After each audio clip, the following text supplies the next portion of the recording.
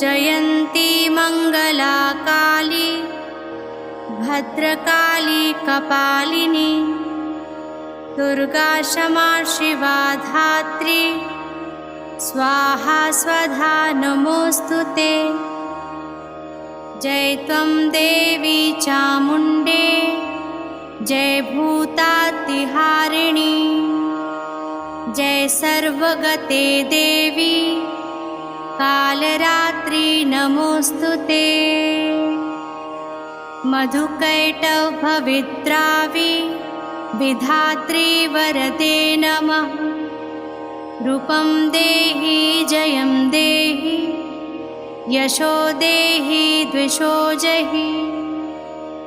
महिषासुरनिर्नाशी भक्तानां सुखदे नमः। रूपं देहि जयं